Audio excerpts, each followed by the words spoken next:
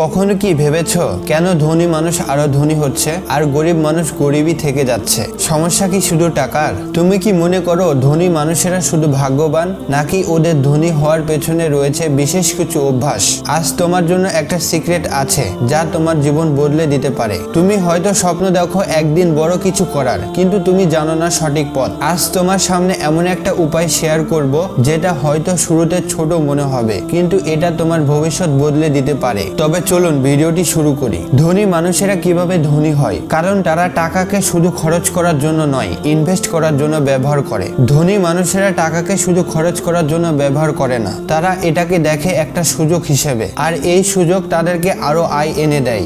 ভাবো তুমি 1000 টাকা পেলে, বেশিরভাগ মানুষ এই টাকা দিয়ে কি করবে? নতুন জামা কিনবে, অথবা কোনো রেস্টুরেন্টে খাবে, অথবা সিনেমা দেখতে গিয়ে খরচ করবে। কিন্তু একজন ধনী মানুষ এই টাকা দিয়ে কি করবে? সে এই টাকা ইনভেস্ট করবে এমন কিছুতে যা তাকে আরো বেশি আয় এনে দেবে। উদাহরণস্বরূপ নতুন একটা স্কিল শেখার কোর্স, অথবা ছোট একটা ব্যবসা শুরু করা, অথবা শিক্ষামূলক বই পড়া। এগুলো তাদেরকে আরো উন্নতর করতে সাহায্য করে। তারা জানে যে টাকা খরচ করার জন্য নয়, বরং টাকা বাড়ানোই আসল কৌশল। এটাই ফাইন্যান্সিয়াল লিটারেসি। তুমি যদি আজ থেকে শুরু করো, নিজের উপর বিনিয়োগ করো আর নিয়মিত শেখো, তাহলে তুমি এমন এক ভবিষ্যৎ তৈরি করতে পারবে যা আজ তোমার স্বপ্নের বাইরে। তবে সমস্যা হলো বেশিরভাগ মানুষ টাকার বিষয়ে একটা ভুল শিক্ষা পায়। তারা ভাবে টাকার সঙ্গে সুখ আসে, কিন্তু বাস্তবে টাকার সঠিক ব্যবহারের মাধ্যমে সুখ আসে। আজ থেকে একটা ছোট সিদ্ধান্ত নাও, একটা স্কিল শিখতে ইনভেস্ট করো, নতুন কিছু শেখার জন্য সময় দাও। এই ছোট পদক্ষেপগুলোই তোমার ভবিষ্যৎ বদলে দিতে পারে। অর্থনৈতিক স্বাধীনতার জন্য সবচেয়ে গুরুত্বপূর্ণ শিক্ষা হলো